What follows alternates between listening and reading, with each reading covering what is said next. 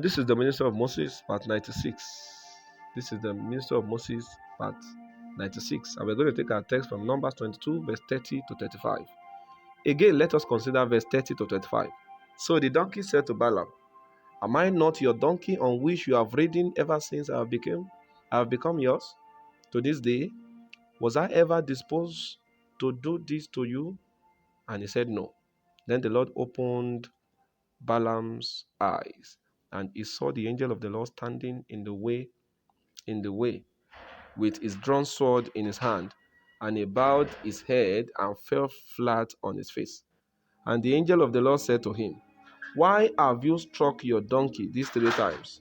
Behold, I have come out to stand against you, because your way is perverse before me. The donkey saw me and turned aside from me these 3 times. If she had not turned aside from me, surely I would also have killed you by now and let her live. I have sinned, for I did not know you stood in the way against me. Now, therefore, if it pleases you, I will turn back. Then the angel of the Lord said to Balaam, go with the men, but only the word that I speak to you, that you shall speak. So Balaam went with the princes of Balak. In verse 30, it was revealed to us how that the action of the donkey was completely strange, since it has never acted in such a way before. Yet Prophet Balaam saw all the strange acts, and he could not discern. The first statement the donkey made was a question, and if you study the progression of the donkey's statement, looking at the response of Balaam, it was clear that Balaam was at fault. The donkey asked a question, and the response he gave was no. This shows that though the donkey was faithful to Balaam, Balaam was not faithful to the donkey. All the statement, all the statement the donkey made was a question.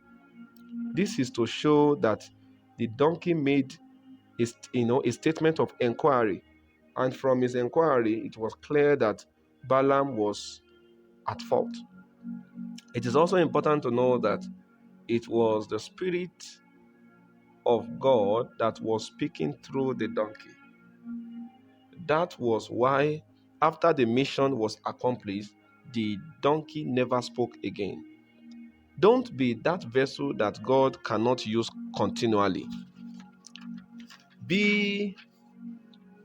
Become that channel through which the Lord can constantly reach out to the people. Immediately after the dialogue between Balaam and the donkey, immediately that dialogue ended, the Lord opened Balaam's eyes to see why the donkey acted that way, and also for him to see how foolish he was by trying to strike what he should have, by trying, how foolish he was by striking what he should not strike. Many people attack us because they are spiritually blind. Most of those people you see around who are striking and attacking you are like Balaam. You are helping them, but instead of them to appreciate you, they choose to attack you. It is important, it is important to know that the reason they are doing that is because they are spiritually blind. God will not open their eyes.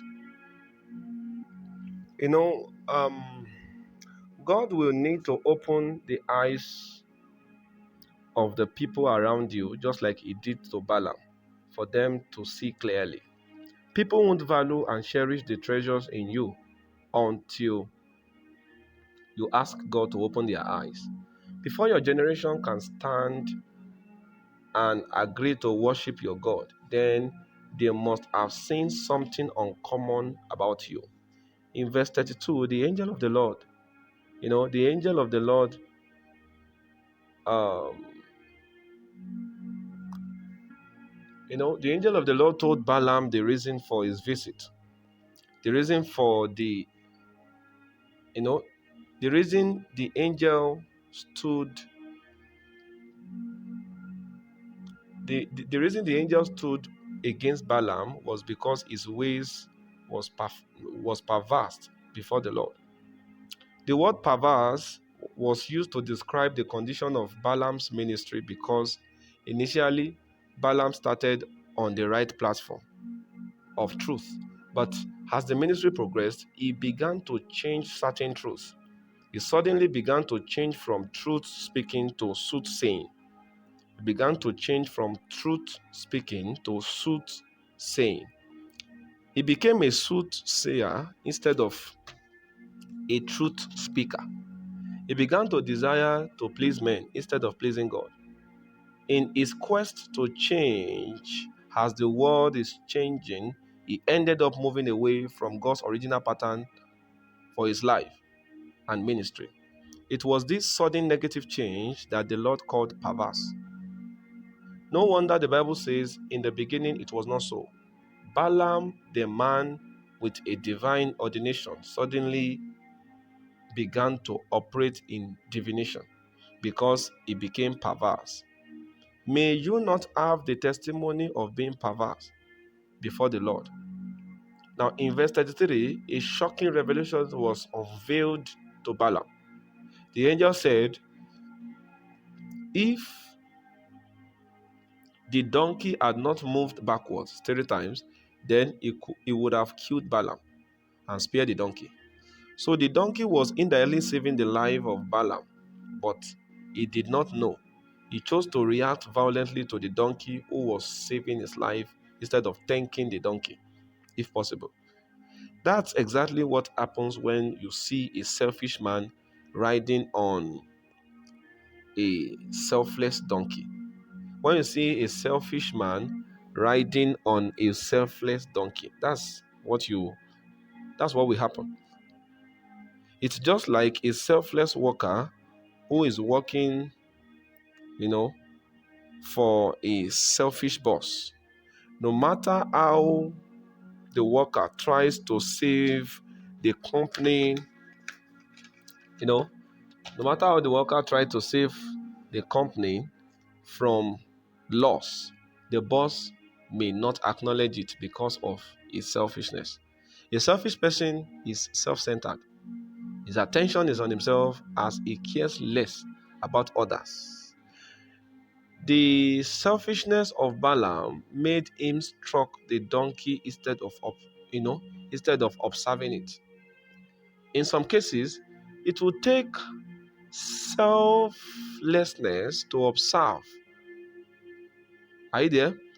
And selfishness to struck. It takes selflessness to observe and selfishness to struck.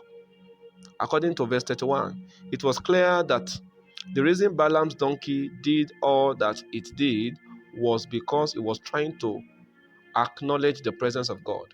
When Balaam, saw the angel, he bowed his face towards the earth. But when his own donkey did the same thing, Balaam struck it instead of joining him in the worship. Instead of joining that donkey in that worship, he struck the donkey. Yet when he saw the presence of God, he bowed. But initially, when the donkey saw the presence and bowed, he struck the donkey instead of joining the donkey in worship. Now, it was in verse 35 that the Lord now finally authorized him to go. The first go he heard, came from the voice of his flesh. This is why it is good to seek for confirmation. If somebody says God said you should relocate to a particular place, that is the first go. You may still need to get the second go from the Lord by going to God personally for confirmation and confirmation. This is the wisdom of God. Don't sell it.